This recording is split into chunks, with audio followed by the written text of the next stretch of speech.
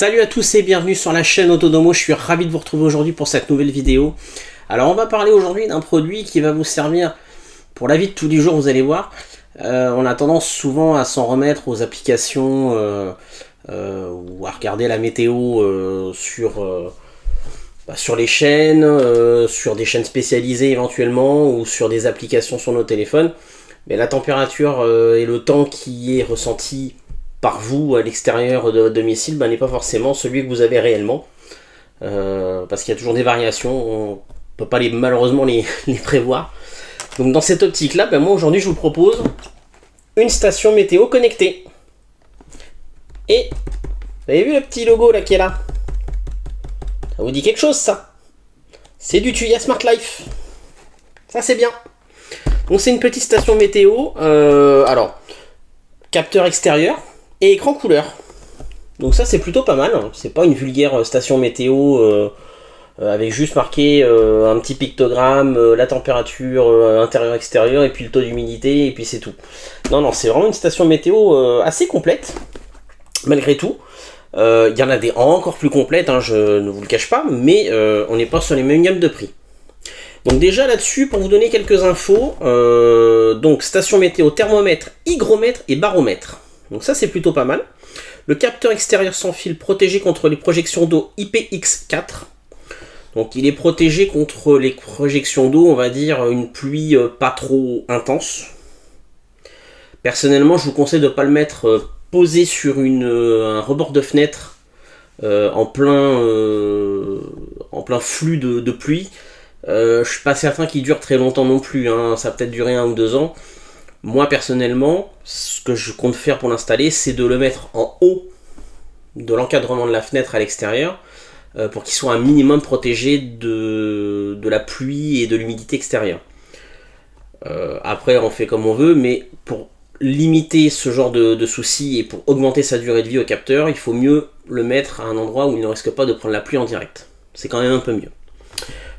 Portée 60 mètres en champ dégagé. Bien évidemment, vu que vous allez être en intérieur, ça va être légèrement plus petit en termes de distance. Maintenant, à moins que vous ayez une maison qui fasse 300 mètres carrés et que vous mettiez la station d'un côté et le capteur dans l'autre sens, il y a peu de chances que ça capte pas. Donc voilà, sur des maisons, on va dire somme toute standard, ça passe sans problème, vous inquiétez pas. Donc l'écran couleur fait 16,5 par 9 cm, donc il est plutôt grand. Vous avez donc l'affichage de la température intérieure-extérieure, humidité de l'air intérieur-extérieur, pression atmosphérique, phase lunaire, tendance météo, heure et date. Donc, comme je vous ai dit, c'est assez complet. Ça mesure de moins 40 à plus 70 degrés. Le taux d'humidité, la plage de mesure de taux d'humidité dans l'air de 20 à 95%. Vous pouvez ajouter jusqu'à 3 capteurs extérieurs qui sont apparables à la station météo. Donc si vous voulez en rajouter 2 de plus, vous pouvez, vu qu'il n'y en a qu'un de fourni dedans. Donc application Android ou iOS. Vous avez une fonction d'enregistreur de données par application pour enregistrer, comparer et évaluer les températures et humidité. Voilà. Vous avez des fonctions automatiques programmables, comme la valeur mesurée par la station utilisable pour des fonctions connectées, exemple allumer le climatiseur en cas de température élevée. Ça c'est les scénarios bien évidemment. C'est du Wi-Fi 2,4 GHz pour la station météo directement. La station météo, elle est alimentable de 2 manières, ça aussi c'est plutôt pas mal. Un adaptateur secteur 230 volts ou 2 piles AA. Donc les piles ne sont pas fournies. Mais l'adaptateur secteur doit l'être parce qu'il n'est pas indiqué non fourni. Pour le capteur extérieur, c'est également 2 piles AA non fournies également. Dimension de la station, on est sur du 20,5 par 13 par 3 et elle pèse 450 grammes. Je vous ai fait un petit tour très rapide des caractéristiques. Donc voilà le petit tour de la boîte très rapide. Donc on peut voir, alors c'est toujours d'un côté de l'allemand, de l'autre de l'anglais. Et bien évidemment les petites caractéristiques que je vous ai citées. Donc la boîte est plutôt sympa, c'est pas vilain. On a bien évidemment le visuel du produit qu'on va avoir dedans. Donc c'est plutôt sympa. On a même un visuel sur 2 profils de la station. Donc c'est sympa. Donc on va ouvrir ça ensemble. Et on va découvrir ce qu'il y a dedans. Alors, découvrons ce qu'il y a dans la boîte. Donc, nous avons, eh bien, comme je le disais, le chargeur secteur. Hop, ça on enlève, on s'en fiche. Nous avons ici, hop, le capteur qui va aller à l'extérieur. Voilà. Alors, je ne sais pas si on peut voir bien au niveau de la mise au point. J'espère que oui. Il y a un petit système si on veut l'accrocher. Donc ça, c'est plutôt pas mal. Et donc le réceptacle pour pouvoir mettre les piles. Et vous avez un petit sélecteur qui vous permet de sélectionner capteur 1, capteur 2, capteur 3. Et vous pouvez changer en Celsius ou Fahrenheit l'affichage du capteur. Donc ça, c'est plutôt pas mal aussi. Hop. Et on a ce qui nous intéresse évidemment le plus. Hein, si j'arrive à la sortir. La petite station météo. Voilà, donc il y a un petit film de protection, donc c'est plutôt pas mal. Même chose, vous avez la possibilité de l'accrocher au mur, ou vous avez des petits plots pour la faire tenir. Donc c'est plutôt pas mal.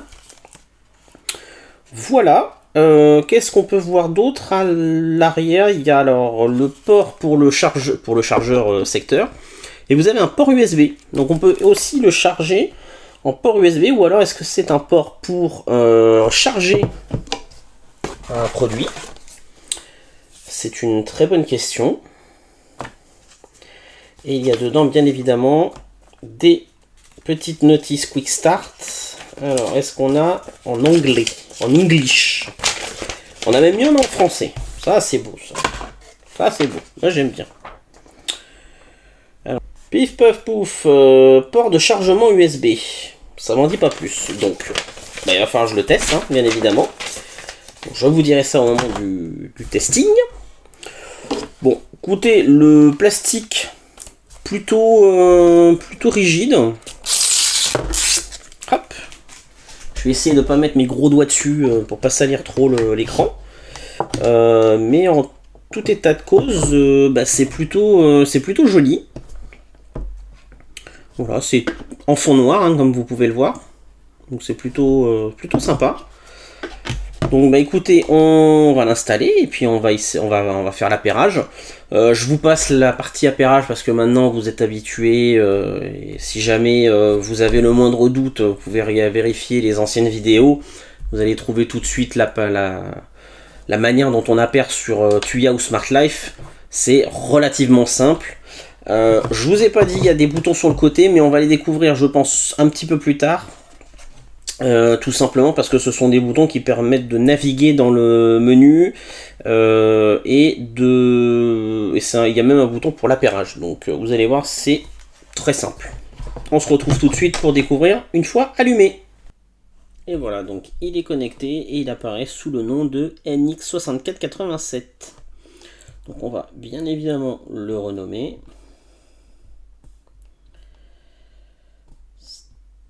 Station météo. Et elle sera dans le salon. Hop. Petite initialisation. Comme d'habitude. Et voilà. Donc on atterrit sur cette interface. Alors pourquoi j'ai une différence de température? Alors c'est peut-être la température qu'il est censé faire dehors.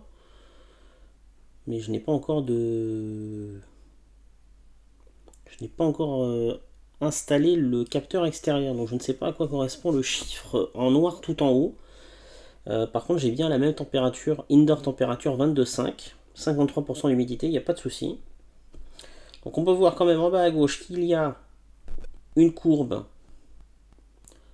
pour tout ce qui va être température et humidité. Donc là pour le moment, il n'y a rien vu que je viens juste de l'installer. Et en paramètres, on a la possibilité de choisir le format 12 ou 24 heures. Le choix de... Alors, c'est de savoir comment sont faits les mois. Donc, mois, jour-mois ou mois-jour. Tout dépend dans quel sens vous voulez. Donc, moi, ça va être en DM, donc Day Month. On peut choisir la température en degrés ou en Fahrenheit. Donc pour la petite histoire, si je passe en Fahrenheit, ça donne 72,5. Ça fait chaud. Faut mieux repasser en degrés, c'est mieux. Ça fait moins chaud. On peut choisir l'unité de pression atmosphérique, donc hectopascal. Les deux autres, je ne les connais pas. Donc moi, je vais rester sur les hectopascales parce que c'est une unité que je connais. On peut choisir... Donc ça, c'est la luminosité de la station météo. Moi, je vais le mettre en high, au plus haut. Et backlight time setting, c'est combien de temps l'écran doit rester allumé. Donc moi, je vais le mettre à 2 minutes. Et on voit que si on continue, avec le petit crayon tout en haut, eh bien on retrouve comme d'habitude les mêmes options qu'on a sur tous les appareils Smart Life ou Tuya.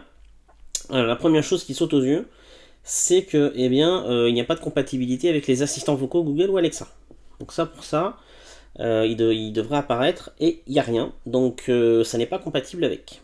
Ça, c'est un petit peu dommage pour le coup.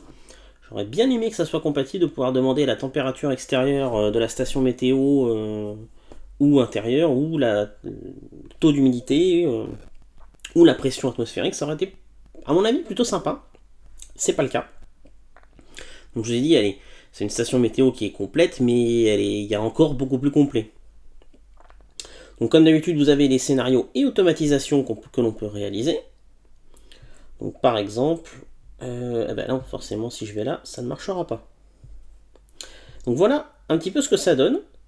Donc je vais intégrer le capteur extérieur et on va voir ce que ça donne.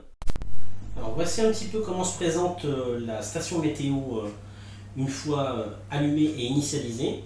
Donc on peut constater qu'à droite nous avons la température intérieure avec donc la température, le taux d'humidité et la pression atmosphérique qui sera elle pour l'extérieur pour le coup.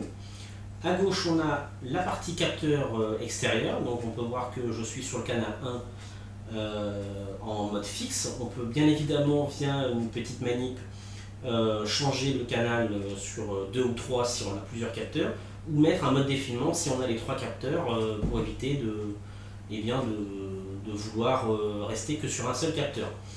On peut voir également donc, la pression, le taux d'humidité également pour l'extérieur. Et en bas, nous avons le signal Wi-Fi et la date, mais nous pouvons changer avec l'heure également. Et au milieu, eh bien, nous avons le temps via une petite animation. Donc là, vous pouvez voir qu'il pleut, malheureusement. Et nous avons en bas, au milieu, eh bien, la phase lunaire. Donc on peut voir quelle phase lunaire nous avons actuellement. Alors on se retrouve pour la conclusion de cette station météo connectée sous Tuya Smart Life. Alors, comme vous pouvez le voir, hop, il n'y a plus de fil. Mais pourtant, eh bien, elle est allumée. J'y ai installé des piles pour voir un petit peu ce que ça donnait. Alors, je ne sais pas exactement parce que je n'ai pas pu faire de tests très poussés, je n'ai pas pu encore épuiser les piles. Mais malgré tout, ce qui va faire prolonger la durée de vie des piles, c'est que l'écran, alors je ne sais pas si on le voit bien à la caméra, mais il est allumé, mais la luminosité est éteinte. Il suffit d'appuyer sur les boutons pour rallumer la luminosité. Alors je ne sais pas si ça se voit bien, hein. Franchement à l'écran je ne suis pas certain. Donc, je pense que c'est comme ça que la durée de vie des piles est prolongée. Donc qu'est-ce qu'on peut dire sur cette station connectée? Alors dans les points négatifs, je vais commencer par le capteur extérieur qui pour moi met plusieurs heures à être appairé à la base. J'ai failli renvoyer la station connectée, franchement, parce que j'ai cru qu'il y avait un bug. Et en fait, donc j'ai eu le service après-vente, super sympa, très réactif, je les ai appelés, je les ai eus en moins de 2 minutes. Donc franchement, hyper réactif, il n'y a aucun souci à ce niveau-là. Qui m'ont expliqué qu'en fait, le signal entre le capteur extérieur et la base, pouvait mettre plusieurs heures, jusqu'à 24 heures pour se synchroniser. Alors moi, ça n'a pas mis 24 heures, fort heureusement, ça a mis 3 à 4 bonnes heures, à peu près. Voilà, si jamais vous achetez ce genre, alors cette station connectée ou une station connectée dans le même style, ne soyez pas trop impatient si le capteur ne se connecte pas immédiatement, tout simplement parce que ce n'est pas un capteur relié en Wi-Fi ou en Zigbee, peu importe. C'est de la radiofréquence, donc ça met un petit peu plus de temps à arriver et à ce que la connexion se fasse. Bon, en soi, c'est pas gravissime, mais c'est un petit point négatif, il faut le souligner. Voilà. Je préfère que ça soit dit, au moins que vous soyez pas en train de la balancer ou de dire c'est de la daube, on m'a vendu un truc qui ne fonctionne pas. Pas du tout, c'est juste que ça met un petit peu de temps à s'appairer. Un autre point négatif, c'est le fait qu'on ne puisse pas la faire évoluer énormément. La seule chose qu'on peut rajouter, c'est 2 autres capteurs extérieurs. Tout simplement parce que vous avez 3 canaux de communication. Et malheureusement, on ne peut pas rajouter autre chose. On pourrait imaginer un anémomètre, un pluviomètre. Sur cette station, en l'occurrence, on ne peut pas. Donc elle n'est pas énormément évolutive. Maintenant, ce point négatif est aussi un point positif dans le sens où la station connectée est quand même assez abordable. On est aux alentours d'une 50aine d'euros. C'est pas excessif, je trouve, pour ce type de station. Sachant que je précise quand même que les capteurs extérieurs, rien ne vous empêche de les utiliser en intérieur également.